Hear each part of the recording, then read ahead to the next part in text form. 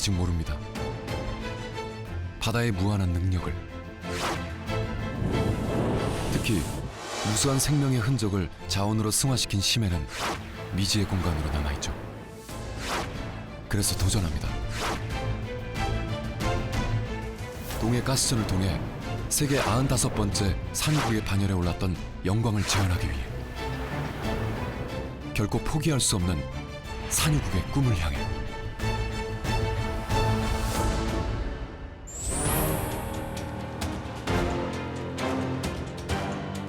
산유국, 자국의 영토 또는 영해에서 석유 원유를 생산하는 국가를 의미합니다. 세계 13번째 산유국인 노르웨이는 유럽 최대 규모의 산유국 중 하나인데요. 1인당 GDP가 스웨덴의 절반 수준에 불과했던 노르웨이는 원유 생산과 함께 유럽에 에너지를 공급하며 GDP 기준 세계 4위의 부국으로 성장했습니다. 1959년 최초의 유전 발견 후 첫 시추공을 뚫었으나 건공으로 결론이 났습니다. 하지만 포기하지 않고 4년 동안 끊임없이 탐사와 시추를 진행한 결과 1971년 석유 생산을 시작하게 되는데요. 지난 50여 년간의 매출이 무려 2조 달러에 이릅니다.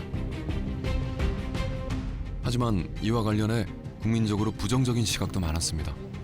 그래서 노르웨이는 약 1.7조 달러 규모의 석유 펀드를 설립하는데요. 노르웨이 석유 펀드는 세계에서 가장 큰 국부 펀드입니다.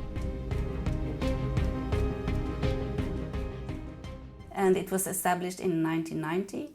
It has its income from the revenue from the gas and oil industry, and that means it taxes from the oil companies and state ownership. 20 to 20% of the Norwegian state budget or the public budget is based on the oil fund. 이를 통한 경제적 이익은 시민의 일상 속에 깊이 자리 잡고 있었습니다. It's a good insurance to have because you know that if you get sick or can't work, you know that the Norwegian government is taking care of you, I guess. So. Norway has been lucky enough to have monopoly on their own oil and then being able to use those resources for health and education. So we get the benefits of it. 2024년 에너지 전환이라는 시대적 과제 앞에서도 석유와 가스 산업의 가치는 더욱 빛을 발하고 있습니다. Well, the main reason is that the world is always in need of oil and gas. So there will be a need also in the future for this type of production. And I think I should also add that due to Russia invasion in Ukraine, Norwegian production is even more important for Europe. So as a secure supplier, Norwegian production is more important. 여전히 지속되는 석유와 가스의 시대. 그래서 우리는 더욱 주목해야 합니다. 윤석열 대통령이 취임 후 첫 국정 브리핑을 열고 동해에 최대 140억 배럴에 이르는 석유와 가스가 매장돼 있을 가능성이 크다고 발표했습니다. 위치는 포항 영일만으로부터 38km에서 100km 정도 떨어진 해저 1km 심해입니다. 동해에서 본격적인 석유 가스 시추 작업은 당장 올해 하반기부터 시작됩니다. 지난 2021년 동해 가스전의 생산 종료와 함께 산유국의 지위를 잃게 된 우리나라.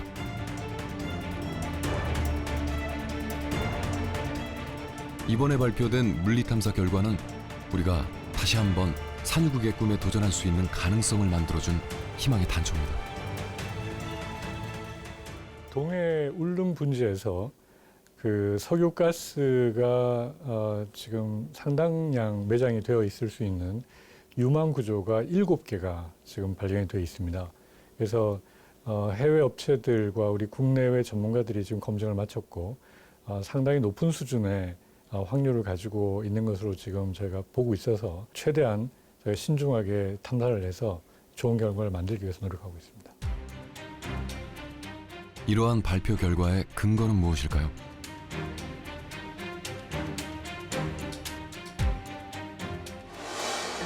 석유가 집적되려면 반드시 충족되어야 하는 조건들이 있습니다. 석유를 생성하는 암석인 근원암, 근원암에서 생성된 석유가 저장되는 저류암, 석유가 빠져나가지 못하게 막아주는 덮개암, 석유가 갇힐 수 있는 구조인 트랩. 근원암에서 생성된 석유는 어떠한 통로를 따라 이동해 시추를 통해 뽑아 쓸 수 있는 곳에 모여 있어야 하는데요. 그곳이 바로 저류암입니다. 이렇게 모인 석유가 빠져나가면 안 되기 때문에 덮개암이 석유를 가두는 역할을 하는 거죠. 동해 심해 물리 탐사를 통해 석유가 집적될 수 있는 조건을 충족하는 구조를 발견했고, 석유나 가스가 매장되어 있을 가능성을 수많은 검증 절차를 거쳐 도출해낸 것인데요. 이는 심해 지형 구조를 파악하는 물리 탐사를 수년간 진행한 끝에 거둔 결과입니다.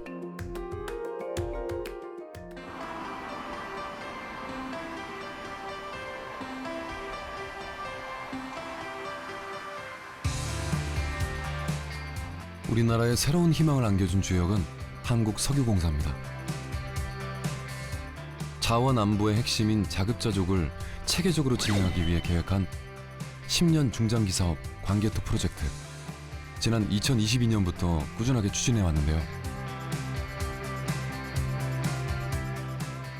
세 가지 목표를 잡았습니다. 첫 번째는 뭐냐면 우리의 해제 데이터를 정말로 많이 확보해가지고 이건 우리 땅이다 라고 할 수 있는 자원 영토 개념에서 확장을 하는 것이고, 제2의 동해가스전, 그렇지만 우리 천혜새능보다 몇 배로 큰 우리가 큰 대형 유전을 한번 개발해 보겠자 하는 두 가지 목표와, 세 번째는 미래를 위해서는 CCS, 그러니까 그 이산화탄소 포집 및 저장소를 확보하는 데도 필요하거든요.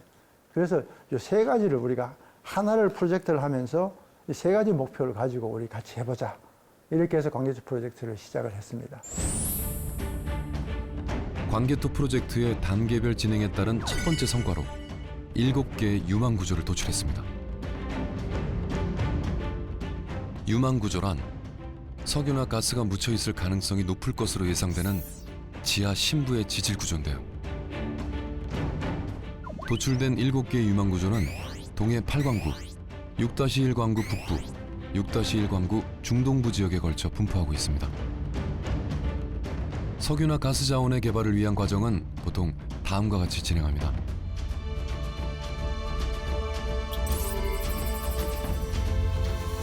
탐사 단계에서는 석유 보존 가능성과 매장량을 확인하는데, 중자력 탐사를 통해 지하 암석 분포나 퇴적 분지의 존재 여부를 판단하고, 탄성파를 발사하는 탄성파 탐사를 통해 석유 부존 가능성이 높은 유망 구조를 파악합니다.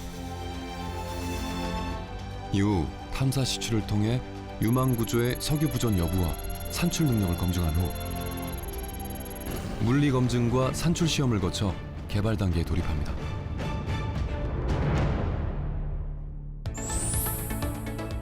현재 우리는 7개의 유망 구조를 도출했고, 이제 유망 구조의 자원 매장 여부를 직접 확인하기 위해 탐사 시추를 진행해야 하는 단계입니다. 2024년 말 첫 번째 탐사 시추가 계획되어 있습니다. 현재 시추선 및 시추 자재 등의 용역 계약이 계획대로 순조롭게 진행되고 있으며, 금년 말 시추를 개시하여 내년 상반기쯤에는 시추 결과를 확인할 수 있습니다.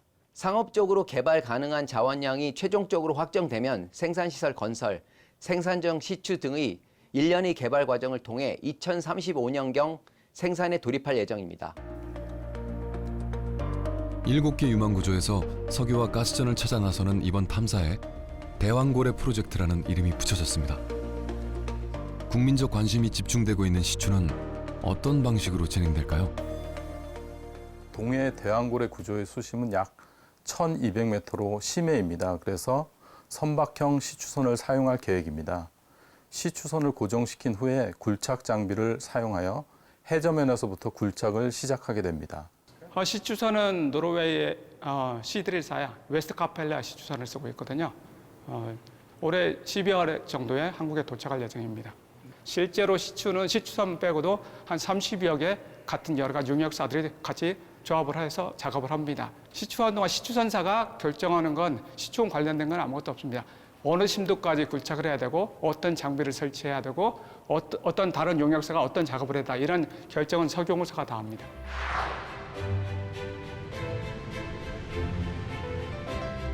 우리는 왜 끊임없이 자원 개발에 도전해야 할까요?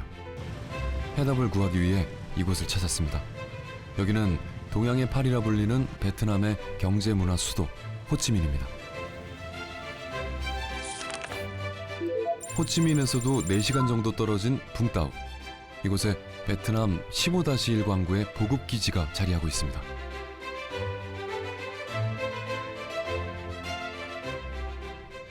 Get the order, the instruction requirement from offshore, and we will search out the material, the equipment through the Massimo system, and then we were waiting for the vessel schedule to load on it and send to offshore.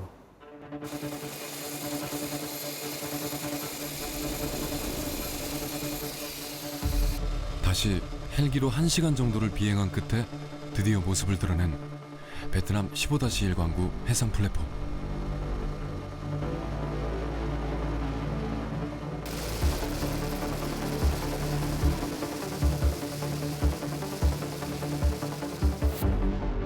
하루 45,000배럴의 원유와 가스를 생산하는 베트남 15-1 광구는 현재 우리나라의 한국석유공사를 비롯해 총 5개의 회사가 공동으로 운영하고 있습니다.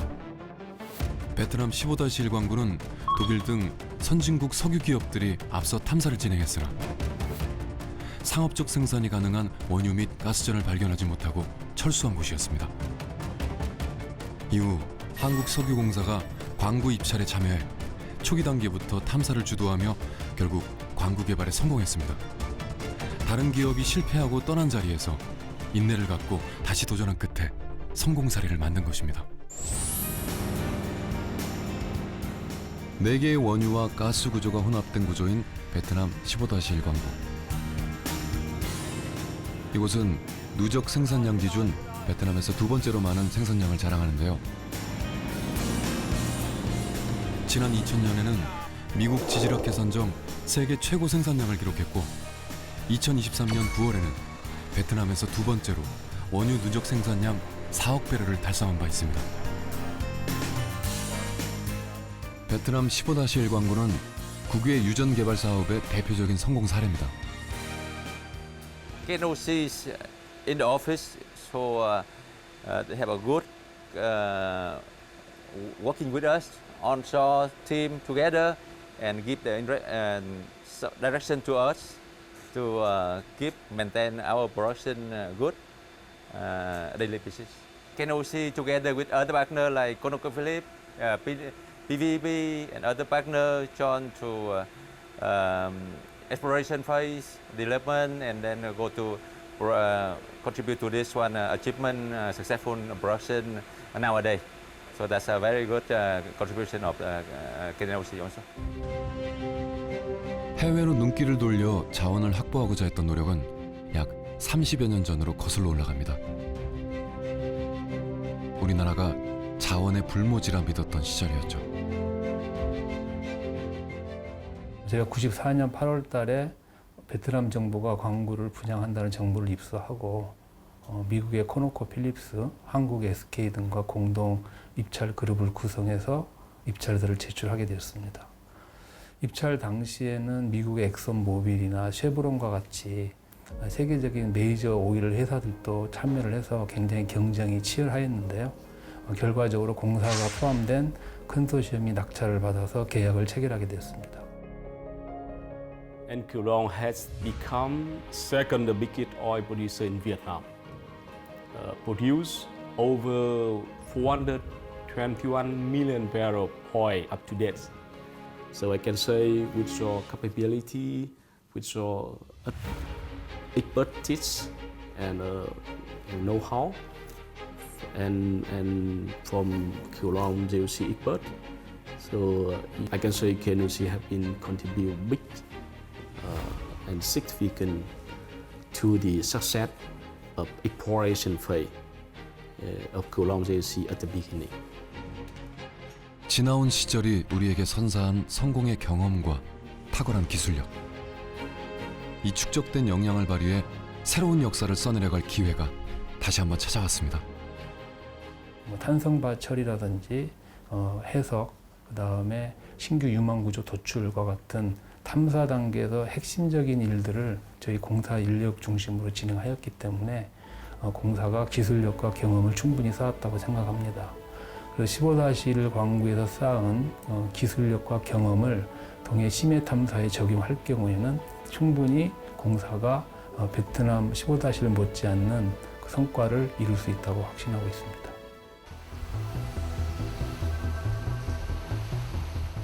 심해 자원 개발은 탄소 중립 시대를 준비하는 과정이기도 합니다. 우리나라를 세계 95번째 산유국의 반열에 올려놓았던 동해가스전.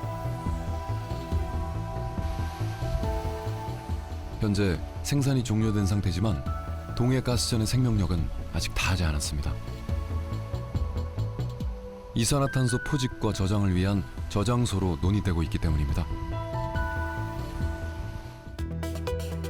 탄소 중립 달성의 핵심 기술로 주목받는 CCS. 이산화탄소를 모아서 특정한 지하 구조에 주입해 안전하게 저장하는 기술을 의미하는데요. 지하에 저장된 이산화탄소는 물에 녹고, 물에 녹은 이산화탄소는 아래로 가라앉기 때문에 안전한 저장이 가능합니다.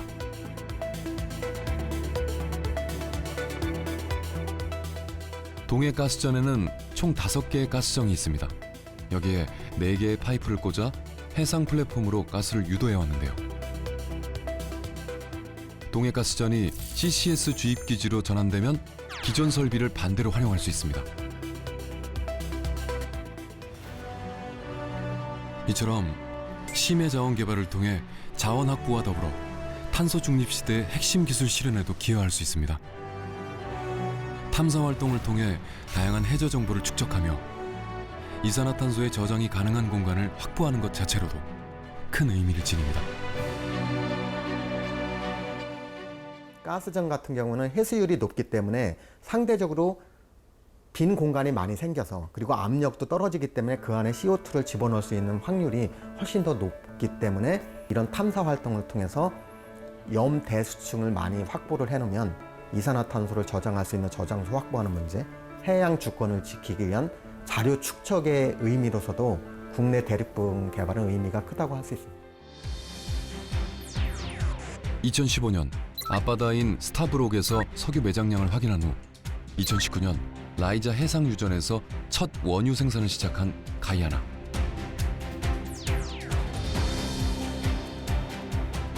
심해 1000m 이상의 공을 21개나 뚫어 2009년 심해 대형 가스전을 발견하고 가스 수출국이 된 이스라엘.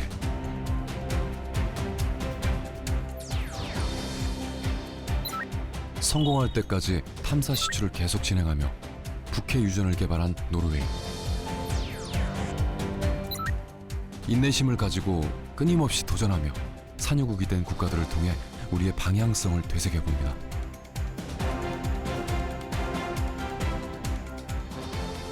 이제 몇 달 후면 첫 시추 작업을 시작하는데요. 시추 작업을 진행하는 파트너사는 노르웨이의 시드릴사입니다.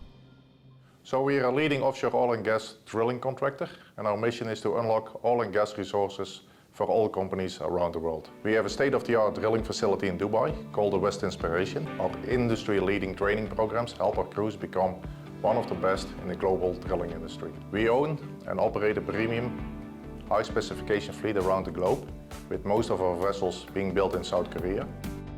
우리나라에서 건조한 시추선 웨스트 카펠라호가 최고의 시추 전문 인력과 함께 2024년 12월 국내에 입항합니다. The West Capella recently finished its previous contract in Indonesia and is currently undergoing contract preparations in Malaysia. Our one-well contract with the Korean National Oil Company will begin in December 2024. Looking forward to expanding our operations in South Korea with the contract of the West Capella. 이와 관련해 정부에서도 다각적으로 대응하고 있습니다. 지난 6월달 발표 이후에 그 제도 개선, 그 시추, 투자 유치 등 동해 심해가스전 프로젝트를 성공적으로 추진하기 위한 제반 사항들을 차근차근 준비해 왔습니다. 시추를 해서 이제 석유가스 부존 징후가 보이게 되면 본격적으로 그 어느 정도 이제 매장량이 있는지 그리고 이게 이제 상업성이 있는지를 판단하기 위해서 평가 시추로 갑니다. 상업적인 개발이 가능한 그런 정도의 매장량이 나온다 되면 이제 개발 생산 단계에 들어가게 됩니다. 이게 우리나라 자원 개발에 굉장히 중요한 이정표가 된다는 그런 중요성이 있기 때문에 그런 점도 고려해서 지금 업무를 열심히 추진하고 있습니다.